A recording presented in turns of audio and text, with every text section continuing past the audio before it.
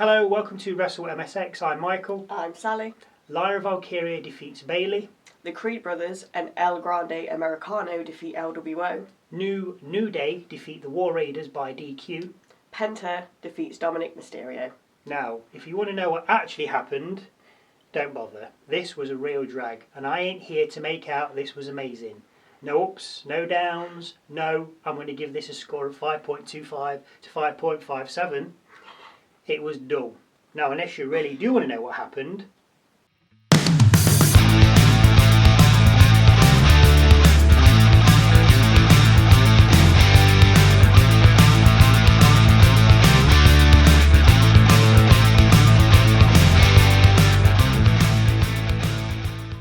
Heyman owes Rollins a favour.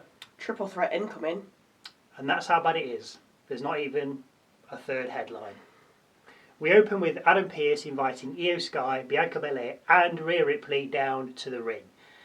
And yes, you guessed it, Pearce said he's making the Women's World Championship match a triple threat. I know, what a surprise. Bianca wants Rhea in the match, so signs the contract before giving it to Rhea. Rhea signs, then throws the contract at Belair, who then starts throwing shade. Io then steps forward, but gets face-palmed by Ripley, so he decides to missile dropkick Rhea into Belair, which knocks both to the mat. Sky then signs the contract, picks up a title, and heads back up the rampway. We then learn of a fatal four-way match for the Intercontinental title at WrestleMania. Penta versus Bron Breakker versus Finn Balor versus Dominik Mysterio, which I am pretty sure you did call last week. Well, I can't remember if I did, but if I did, thank you. It's then that we head to the Judgment Day, where we see Liv telling Dom and Finn that it doesn't matter which of them win, as long as it's one of them. Balor then tells Dom that some people think he's not tough enough and that he's a loser, and then adds tonight he'll prove them all wrong when he goes one-on-one with Penta later. First match of the night, Lyra Valkyria defending her Intercontinental title against Bayley. Nice mat skills to begin with a slightly sloppy pin attempt by Lyra, followed by an exchange of forearms and suplex pin by Valkyria for 2. Lyra then misses a kick with Bayley trying to take advantage, only to end up outside the ring, with Lyra diving to the outside feet first. Valkyria throws Bayley back into the ring, crossbodies her from the top rope and covers for 2. We come back from a break to see Bayley locking in a half crab on the champion, with Lyra then kicking out of it before we go back to an exchange of forearms and then Valkyria being sent from the ring. Bayley dives out at her, but as she does, Lyra gets back in the ring and dives out at Bayley instead, which Bayley counters by catching the flying Valkyria into a Bayley to belly, slamming her to the floor. The ref begins a count out and gets to 9 before both dive back in the ring. Valkyria hits Nightwing, Bayley kicks out on 2, with Bayley then getting a 2 count after a knee to Valkyria's jaw. We get a sunset flip bomb from Bayley, which sends Valkyria into the corner, but doesn't gain an advantage as Lyra manages a tornado DDT and fisherman's suplex. Lyra covers afterwards, but again for 2. Lyra decides to head up top, but as she lands her missile dropkick, Bayley catches her and turns it into a Boston Crab and then Lion Tamer. Unbelievably, Bayley releases and goes for the Rose Plant, which was to be her downfall, as Valkyria counters into a jackknife cover and picks up the win, allowing Valkyria to retain her title. After the match, Lyra offers Bayley her hand, but Bayley knocks it away before having second thoughts and hugging the IC champion and raising her hand. She should have kept the Boston Crab in. Yeah. Because she would have faded. Anyway. We see the teams for the women's tag gauntlet match for this coming SmackDown, and they include Katana Chance and Kaden Carter. Already a tag, nice. Meechin and B-Fab. New besties, so that's okay. Piper Niven and Alba Fire. Secret Hervis, yes, I've got that. Shayna Baszler and Zoe Stark. Good to see them back. No Sonya Deville though. Interesting. Natalia and Maxine Dupree. That's the one I'm looking forward to seeing. And Bayley and Lyra Valkyria. What? Why? No idea. Backstage, Kathy Kelly gets interrupted by American Maid as she's interviewing Bert Kreischer. Sorry if I've butchered that name. Or Kreischer. Anyway, Gable says he knows he's here to watch him fight tonight, but he won't be, as it'll be the Creed brothers and El Grande Americano taking on LWO instead. Otis and Co then arrive, with Otis and Bert then ripping their shirts off. So if you like big beefy men, here's a treat for you. We then learn that AJ Styles will be taking on Logan Paul at WrestleMania. I think I called that one too. You don't need them dirt sheets, just watch us. I'll tell you what's happening. And then head backstage where Jackie Redmond is with Styles.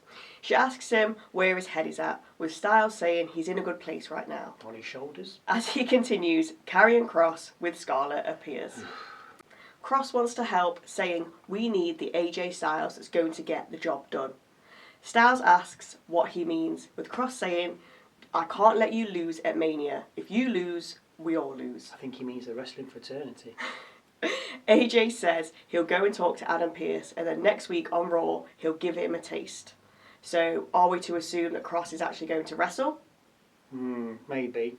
The answer is yes, as later in the night we discover that the match has been made between Styles and Kross for next week's Raw.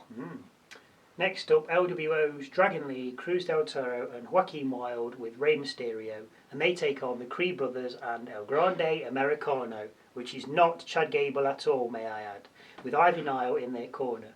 Wilde and Del Toro hit a nice double team on Julius, with Wilde going for the cover early but only getting one. We get a mass brawl with LWO sending the Creeds and Americano to the outside before diving over the top rope at them, which is followed by a triplet of suplexes by Americano made. When we head back from the break, things have calmed a little, with Julius and Lee going at it until Brutus and Del Toro get tagged in. Cruz takes out both Creeds, with Brutus making the tag and bringing in who we all came to see, El Grande Americano. He gets sit-down powerbombed by Lee, with Julius hitting a shooting star to break the cover. Wilde then takes out Brutus on the outside after a huge assist over the top rope, with Del Toro taking out the other Creed on the outside with a corkscrew. With all this going on, Ivy Nile hands a piece of metal to Americano, who hides it in his mask, before heading to the top rope. Rey sees this and confronts Americano, with Americano dropping him with a headbutt. Oosh! Lee then gets up to El Chad, but the loaded mask is no match for him, as El Grande headbutts Dragon 2, sending him crashing down to the mat. Americano follows up with a leaping headbutt and then covers Lee, picking up the victory. Who's El Chad? I didn't say El Chad. After a recap of Gunther's ferocious attack on Big Jim last week, the ring general heads to the ring. As Gunther's about to address the crowd, out heads a very solemn-looking Jey Uso via the audience. After getting in the ring, Jey knocks Gunther's mic from his hand and proceeds in telling him he had to tell his mom that her eldest son was in hospital with 15 stitches in his forehead.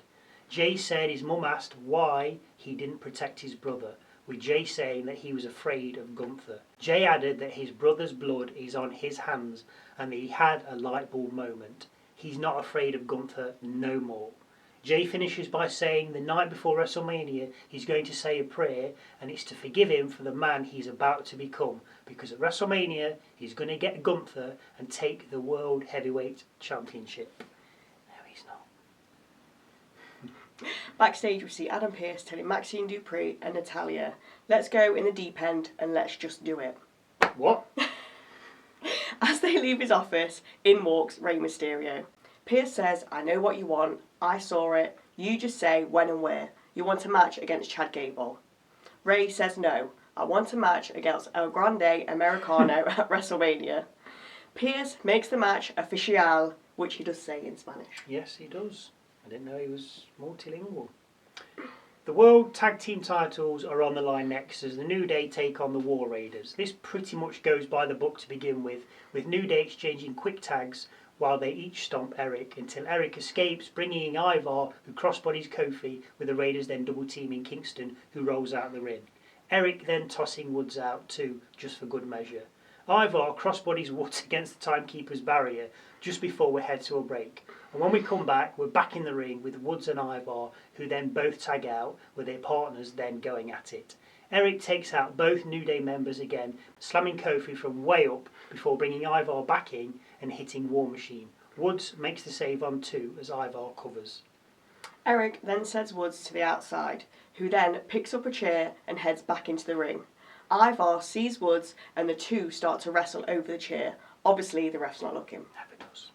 When the referee does eventually turn around, Ivar happens to get the chair from Woods and hit him with it. The ref, seeing this, calls for the bell with the Raiders losing by DQ, but obviously not the belts. After the match, Kofi whacks Ivar with the chair, with the New Day then double teaming Eric and sending him into the same chair which they'd set up between the ropes. New Day then leave the ring and send Ivar over the timekeeper's barrier before they set Eric on a chair and look to cause more damage, with Kofi climbing to the top rope. Before he launches his attack though, backstagers run out for the save. Although one nearly didn't make it as he tripped on his way down to the ring. Yeah, keep your eye out for him if you do watch it. Last match of the night, Penta versus Dominik Mysterio with Carlito in tow. A head scissors takedown, tilt-a-wall backbreaker and sling blade put Dom down, with Penta then crossbodying both Dom and Carlito as the two conspire on the outside. We come back from the break with Dom hitting the three amigos and getting a 2 count. Dom then escaped the Penta driver, hitting Penta with a Mexican destroyer, drop kicking him onto the ropes and pulling off the 619 before climbing up top and not landing a frog splash as Penta gets his knees up and hooks Dom's legs for a 2 count. Dom then gets sacrificed and hit with the Penta driver before being covered for the 1, 2, 3. Carlito enters the ring after the match and blindsides Penta, with the Judgment Day boys then double teaming Penta. Bron Breakker then comes out for the save, running down the rampway and cutting Carlito in half with a spear before heading into the ring and spearing Dom too. The man Bron saved, Penta, also gets speared, with Bron then raising his title. But as he's about to, Balor attacks Bron from behind, picks up the IC title and raises it above his head instead. Bron regroups and tries to spear Balor, but Balor's too quick and dives out the ring. Now, I would have thought Dom would have won this, seeing as they're all obviously having a brawl at WrestleMania. Well, Yeah. certainly Penta and Dom are, and it was their match. And if you'd have had him winning tonight, you'd have thought, oh, he might be able to pick up the belt at, Yeah, there's like Mania, a bit more of a and chance of him winning, you'd have yeah. thought he'd have had a chance, but just a straight win for Penta, Just, then you're like, oh, well, he ain't going to win. No chance, yeah. You definitely know he ain't going to win now, whereas if he'd have won, you never know. Yeah. Anyway, lastly, we have Paul Heyman addressing the events from SmackDown this past Friday. He says he'll always be loyal to Roman Reigns, and he'll always be loyal to his best friend, CM Punk, never being disloyal to either. As Heyman's about to continue, Seth Rollins heads out. Seth asks him whose side is he on, his best friend's or the wise man to Roman Reigns. Seth said he's neither, adding that Reigns doesn't care about him, citing that after WrestleMania last year, Reigns left Heyman to solo Sikoa and then got massacred by Bloodline 2.0. CM Punk didn't come out for the save then and walked out of the business 10 years ago, not taking you with him. Punk wasn't even the first choice for War Games, said Seth. I was. Punk joined War Games because he knew he could use it to get a favour out of you. Punk loves no one but himself. Rollins tells Heyman to remove himself from the situation, adding he would take it as a privilege to remove him, suggesting a quick boot to the back of the head and a stomp. Seth the assassin there. No one is here to save you. Seth then pushes and slaps Heyman, not too hard, trying to provoke a reaction from Punk, even if he is here. Heyman tells Rollins not to touch him again, with Seth then pushing Heyman into the corner. That's enough to bring Punk out, with Seth and Punk then going at it. So he is here. Punk seems to set Seth up for a stomp on the ring steps, but Seth escapes into the ring with Punk following. As Punk gets in the ring though, he's stomped by Seth, with Heyman then going over to Punk to see if he's okay. With Heyman in prime position, Seth sets up for a stomp and misses on purpose, landing it merely inches away from Heyman's head. Seth then grabs a mic and tells Heyman he now owes him a favour. Raw goes off air with Seth leaving the ring and Heyman looking on. Now, what possible favour is he going to... I want to He wants him in his corner as well. My corner, yeah, oh dear. Just like go between them all. Yeah. That would be funny. Right, this is what you Yeah, need to do. yeah. Oh, this was... Yeah, I think this was... I don't know, this was a drag to watch for me personally.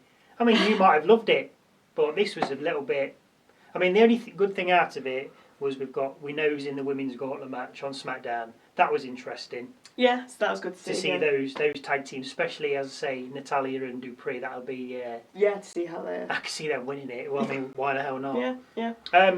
The only other thing I can think about them not using like the big guys is because in case they may get injured.